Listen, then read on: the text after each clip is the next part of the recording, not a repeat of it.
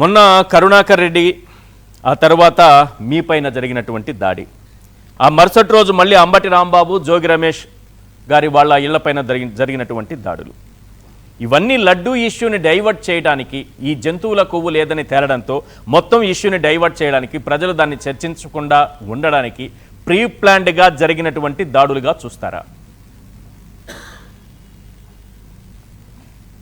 డెఫినెట్గా ఈశ్వర్ గారు, ఎందుకంటే రాష్ట్ర ప్రజలందరూ కూడా గమనిస్తూ ఉన్నారు. మొదటి నుంచి కూడా చూస్తున్నాం. అంటే 20 నెలల కాలంలో ఈ కూటమి ప్రభుత్వం అధికారంలోకి వచ్చిన దగ్గర నుంచి చంద్రబాబు నాయుడు గారు అనేక అంశాలు చూస్ చేసుకొని ఒక మోడస్ ఆపరెండగా, అంటే వన్ బై వన్ ప్రజల్లోకి వైఎస్ఆర్ కాంగ్రెస్ పార్టీ హయాంలో వీళ్ళు ఇలా చేశారు, అలా చేశారు అని చెప్పేసి ఏదో ఒక అంశాన్ని ఎప్పుడు లైమ్ లైట్ లో పెడుతూ, లైవ్ లో పెడుతూ అసత్య ప్రచారాలన్నీ కూడా వైఎస్ఆర్ కాంగ్రెస్ పార్టీ గడిచిన 5 ఏళ్ల పీరియడ్ ఇలా జరిగిందని చెప్పడము, జగన్మోహన్ రెడ్డి గారిని అప్రతిష్ట పాలు చేయడము, ఇదే టార్గెట్ గా పెట్టుకుని ముందుకు వెళ్తున్నటువంటి పరిస్థితులు రాష్ట్రంలో మనం చూస్తా ఉన్నాము. అండ్ ఇప్పుడు చూసినట్టయితే ఏదైతే తిరుపతి లడ్డు కల్తీ నెయ్యి అని చెప్పేసి పదే పదే చంద్రబాబు నాయుడు గారు అసత్య ప్రచారాలు చేస్తా ఉన్నారు.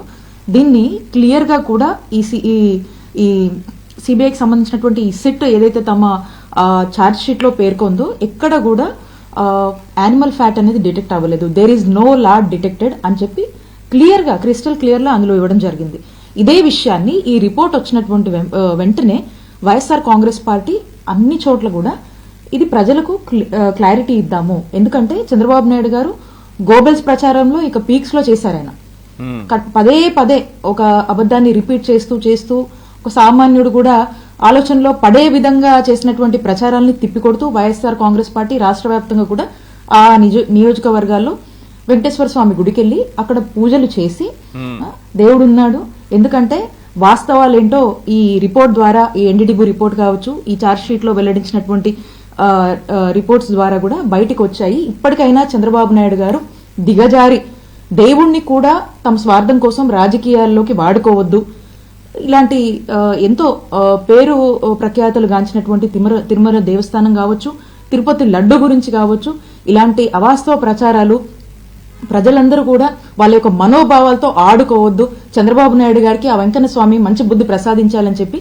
పూజలు చేస్తున్నటువంటి నేపథ్యంలో మరి ఏదైతే చేసి గుళ్లల్లో పూజలు చేసి బయటకు వస్తున్నామో ఇక ఏదో విధంగా వాళ్లే దాడులు చేస్తూ, ఇదంతా ఒక ఆర్కెస్ట్రేటెడ్ గా, ప్లాన్డ్ గా, సిస్టమేటిక్ గా వాళ్ళు ప్రీ ప్లాన్ చేసుకుని వచ్చి వైఎస్ఆర్ కాంగ్రెస్ పార్టీ మీద దాడి చేయడమే కాకుండా అక్కడ ఎంతలా ఇవి వెళ్లిపోయినాయి అంటే మీరు చూశారు.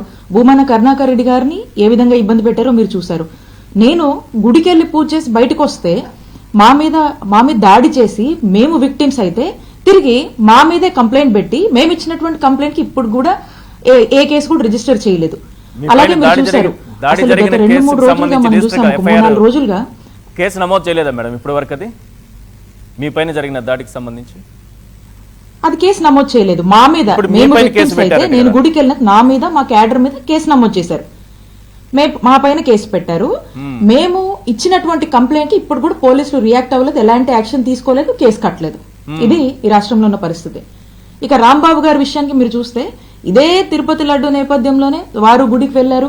ఆ గోరంట్ల వెంకటేశ్వర స్వామి గుడి పూజ చేసుకుని వస్తుండగా ఈ ఫ్లెక్సీలు కట్టి వాళ్ళే, అంటే మేము వైఎస్ఆర్ కాంగ్రెస్ పార్టీ ఆ రిపోర్ట్ బేస్ చేసుకుని ప్రజల్లోకి నిజం పంపించే ప్రయత్నం మేము చేస్తుంటే వీళ్ళు ఫ్లెక్సీలు కట్టి వైఎస్ఆర్ కాంగ్రెస్ పార్టీ వాళ్ళు చెప్తుంది అబద్ధము అని ఎట్లా పడితే అట్లా రాతలు రాసి మరి ఆ ఫ్లెక్సీలు పెట్టి వాళ్లే కవ్వించి ఈ గొడవలన్నిటికీ కూడా స్పేస్ ఇచ్చి మళ్ళా తిరిగి రాంబాబు గారిని ఏ విధంగా మాటలతో వాళ్ళు దూషించారో, మరి ఆవేశంలో ఆయన మాట్లాడిన మాటలకు ఆయన క్లియర్ గా వివరణ ఇచ్చారు.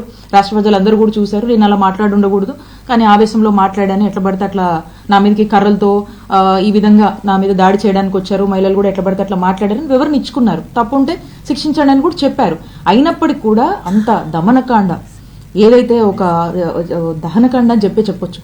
ఈ విధంగా రాష్ట్రంలో పరిస్థితులు ఎప్పుడు చూడలేదు. ఇన్ని గంటల పాటు ఒక మనిషిని ఒక టార్చర్ అని చెప్పొచ్చు, ఒక గవర్నమెంట్ స్పాన్సర్డ్ టెర్రరిజం అనే చెప్పొచ్చు. ఆ విధంగా బీసీలను టార్గెట్ చేసినట్టుగా కనిపిస్తోందా?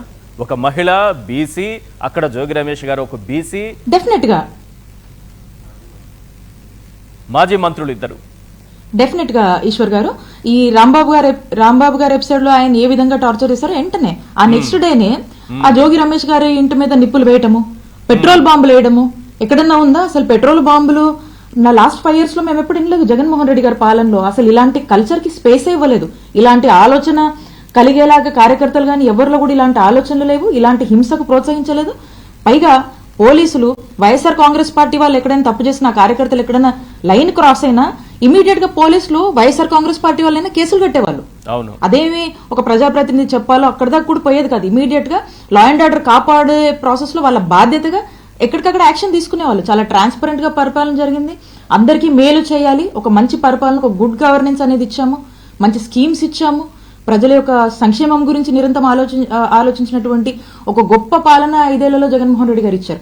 మరి ఇలాంటిది పక్కన పెట్టి ఈ రోజు బీసీలని టార్గెట్ చేసి ఒకవైపు నా మీద దాడి చేస్తారు, అటు జోగి రమేష్ గారి ఎక్స్ మంత్రిగా పనిచేస్తారు, ఆయన ఇంటి మీద బాంబులేస్తారు, మరి అంబటి రాంబాబు గారు ఆయన ఎక్స్ మినిస్టర్ గా సీనియర్ నాయకులు, ఆయన వాయిస్ పదే పార్టీ కోసం బలంగా వినిపిస్తున్నారు కాబట్టి ఆయన ఏ విధంగా టార్గెట్ చేశారు, వాళ్ళ ఫ్యామిలీ మెంబర్స్ ని టార్గెట్ చేశారు. భూమాన కరుణాకర్ రెడ్డి గారు లేని జరగనటువంటి కల్తీ నెయ్యి అని చెప్పేసి మాట్లాడుతూ ఈ రోజు కూడా నేను ఆశ్చర్యపోతున్నాను ఈశ్వర్ గారు. ఎవరో పెద్ద మనిషి ఎక్కడో మాట్లాడుతూ ఉన్నాడు, ఈ రోజు కూడా అంటాడు హార్పిక్ కలిపారు, యాసిడ్ కలిపారు నీళ్లు. హార్పిక్ కలిపితే లడ్డు కలర్ మారిపోద్ది కదండి. యాసిడ్ అనే పదార్థం ఉంటాయి, అది యాసిడ్ అనేది చచ్చిపోతారు కదండి మనుషులు.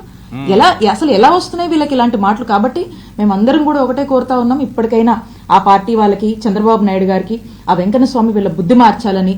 వెంకటేశ్వర స్వామితో పెట్టుకుంటే ఎలా ఉంటుందో వాళ్ళకి అనుభవం ఉంది, వాళ్ళకు తెలుసు. కాబట్టి ఆ వెంకటేశ్వర స్వామి ఖచ్చితంగా కూడా దీనికి ప్రతిఫలం వీళ్ళకి చూపిస్తాడని మేము కోరుకుంటున్నాం. మళ్ళీ విచారణ కమిటీ ఒకటి వేస్తాం మేము తప్పకుండా. ఆ విచారణ కమిటీలో అసలు విషయాలు బయటకు వస్తాయని చెప్పడం ద్వారా ఏం సాధించాలనుకుంటున్నారు? ఈరోజు కేబినెట్ లో తీసుకున్న డెసిషన్ అది. వీళ్ళు ఎందుకంటే ఈశ్వర్ గారు వీళ్ళు ఏంటంటే ఆల్రెడీ ఒక కమిటీని వీళ్ళు ఏర్పాటు చేశారు.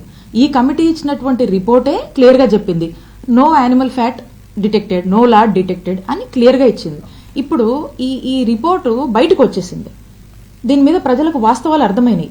చంద్రబాబు నాయుడు గారు చేసిన అసత్య ప్రచారాలు, లేనిపోని నిందలు వైఎస్ఆర్ కాంగ్రెస్ పార్టీ మీద, జగన్మోహన్ రెడ్డి గారి మీద వేశారని ప్రజలకు అర్థమైపోయింది.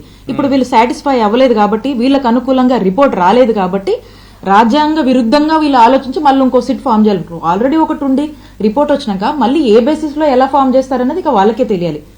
ఇది ఎంతవరకు కరెక్ట్? మనం ప్రజాస్వామ్యంలో ఉన్నాం. 10 సార్లు మనకు నచ్చినట్టు వస్తే ఒకలా, మనకు నచ్చినట్టు వస్తే ఒకలా కాదు కదా. ఈ సమయంలోనే ఈవో ట్రాన్స్ఫర్ కావడము, బదిలీ కావడం ఒకటి చూస్తున్నాము. అదే సమయంలో విచారణ కమిటీ అంటున్నారు, మళ్ళీ విచారణ చేస్తామంటున్నారు.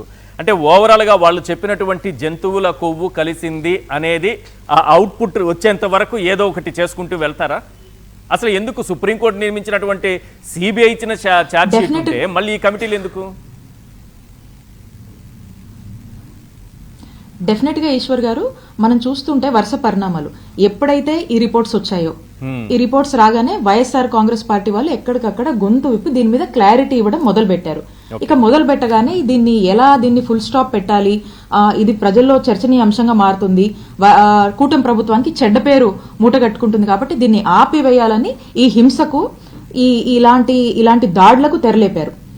దీని ద్వారా డైవర్ట్ చేశారు. ఇదే కాకుండా ఇంకా కూడా డైవర్ట్ చేసేందుకు గతంలో ఈ పనిచేసినటువంటి అనిల్ సింఘాల్ గారు ఏవైతే ఈవోగా ఉన్నారో వారిని కూడా అక్కడ నుంచి రిమూవ్ చేసి మళ్ళీ కొత్త వాళ్ళని ఏడ్చుకోవడం జరిగింది. అది కూడా ఒక డైవర్షన్. అంటే ప్రజలు అక్కడ కూడా ఆఫీసర్ ని కూడా మార్చారని అనుకునేలాగా ఒక డైవర్షన్.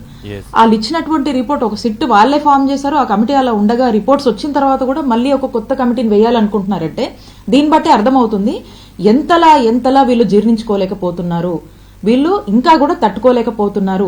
దేవుణ్ణి లాగి ఇంకా తిరుపతి లడ్డు విషయంలో ఇంకా కూడా రాజకీయం కొనసాగించాలనేటువంటి వీళ్ళ ఒపీనియన్ స్పష్టం అవుతా ఉంది.